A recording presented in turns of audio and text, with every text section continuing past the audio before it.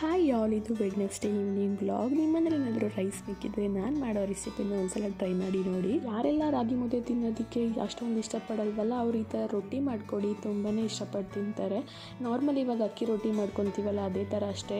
Left over ರೈಸ್ನ ಸ್ವಲ್ಪ ಪುಡಿ ಮಾಡಿಕೊಂಡು ಬಿಸಿನೀರಲ್ಲಿ ಹಾಕಿ ಈ ಥರ ಮಿಕ್ಸ್ ಮಾಡಿಕೊಂಡೆ. ನಿಮಗೆ ಗೊತ್ತಾಗುತ್ತೆ ಕನ್ಸಿಸ್ಟೆನ್ಸಿ ಎಷ್ಟು ಬೇಕಾಗುತ್ತೆ ಅಂತ. ನಾನು 1 ಗ್ಲಾಸ್ ರಾಗಿ ಹಿಟ್ಟು ತೊಗೊಂಡು ಫಸ್ಟು ಹಾಫ್ ಗ್ಲಾಸ್ ಹಾಕ್ಕೊಂಡು ಒಂದು 5 ಮಿನಿಟ್ಸ್ ಬೇಯಿಸಿ ಸೈಡಲ್ಲಿ ಇಟ್ಕೊತೀನಿ. ಅಷ್ಟರಲ್ಲಿ ಈ ಕಡೆ ಚಟ್ನಿ ರೆಡಿ ಮಾಡ್ಕೊಬಿಡೋಣ ಅಂತ ಮಾಡ್ಕೊತಾ ಇದ್ದೆ. ಇದಕ್ಕೆ ಯಾವುದೇ ರೀತಿ ಫ್ರೈ ಕೂಡ ಮ್ಯಾಚ್ ಆಗುತ್ತೆ. ನಾನು ಬೇಗ ಆಗಲಿ ಅಂತ ಈ ಥರ ಕಾಯಿ ಚಟ್ನಿನ ಮಾಡ್ಕೊತಾ ಇದ್ದೀನಿ ಅಷ್ಟರಲ್ಲಿ ರೆಡಿ ಮಾಡ್ಕೊಂಡಿರೋ ಹಿಟ್ಟು ಕೂಡ ತಣ್ಣಗಾಗಿತ್ತು. ಅದಕ್ಕೆ ಮಿಕ್ಕಿತ್ತಲ್ಲ ಹಾಫ್ ಗ್ಲಾಸ್ ರಾಗಿ ಹಿಟ್ಟು, ಅದನ್ನು ಕೂಡ ಹಾಕಿ ಚೆನ್ನಾಗಿ ಮಿಕ್ಸ್ ಮಾಡ್ಕೊಂಡು ಇಟ್ಕೊಳ್ಬೇಕು. ಇದನ್ನು ಒಂದು ಹಾಫ್ ಆನ್ ಅವರ್ ಇಟ್ಟರೆ ತುಂಬ ಚೆನ್ನಾಗಿರುತ್ತೆ. ನಾನು ಇನ್ಸ್ಟೆಂಟಾಗಿ ಮಾಡೋದ್ರಿಂದ ಅದು ಉಬ್ಬು ಬಂದಿಲ್ಲ.